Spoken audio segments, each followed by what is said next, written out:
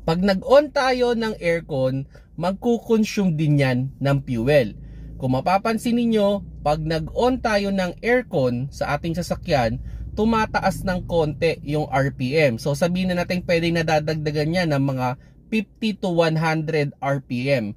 So may bigat talaga ang compressor natin sa ating engine. Kaya kumukonsume yan ng fuel.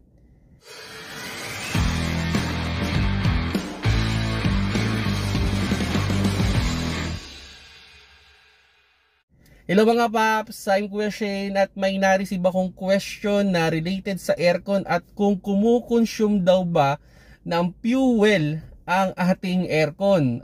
Parang napagtalunan din yan before eh. Ano ba yung mas mataas ang consumption? Yung nakabukas ang pinto o naka-on yung aircon? So, hindi ko lang sure kung ano yung lumabas ano. Pero yun nga, ang aircon kasi natin, meron niyang bigat na binibigay din sa loob ng ating makina. Kumbaga kung mapapansin mo, 'di ba, isang technique kung kayo ay o-overtake, medyo mahina yung sasakyan ninyo, gusto niyo um-overtake, gusto niyo parang gumaan siya ng isang tao. Ang isang idea diyan is pwede mong patayin yung aircon mo pag o-overtake ka at makikita mo mas lilikse ng konting-konti yung ating sasakyan. So, kumbaga yung ating aircon meron talaga yang bigat sa ating makina. Kaya posibleng tumaas din ng konting-konti ang ating fuel consumption pag naka-on ng aircon. Pero para sa akin hindi mo kailangan tipirin yung sarili mo sa maliit na fuel consumption yan. Kasi ang pinaka-importante dito is yung comfort nung driver at nung mga pasahero. Yun yung pinaka-importante, especially sa driver. Syempre, siya na yung nagdadrive, siya yung may hawak ng manubela, siya yung may hawak ng buhay ng lahat ng pasahero at ng sasakyan. So syempre mas maganda bigyan mo siya ng pinakamagandang comfort, no, para ang focus niya lang is yung pagdadrive ng kotse. Kumbaga hindi na siya naiinitan, hindi siya pinagpapawisan, hindi siya punas ng punas. Dapat komportable talaga yung ating mga driver, no, pag nagdadrive ng kotse.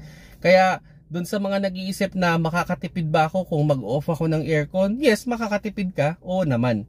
Pero meron din kasing consequences yung pag nagbukas tayo ng bintana. Kasi pwedeng maapektuhan naman yung aerodynamic ng kotse natin.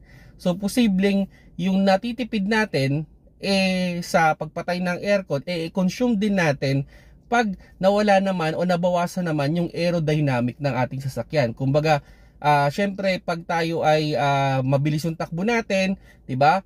Pag pinigil nga natin yung kamay natin diyan, parang umuusog yung kamay natin. So pag binuksan natin yung bintana natin, nakaka-apekto rin siya kahit paano sa aerodynamic. So, ang ending, parang wala ka ring natipid. Okay? So, yun lang naman yung idea with regards dyan, Sana nakakuha kayo ng konting idea. Parang napakasimple ng tanong, Pero sa mga baguhan kasi, medyo mahalaga to. So, yung mga paps, sana nagustuhan nyo yung video. Salamat sa panonood. Keep safe mga paps.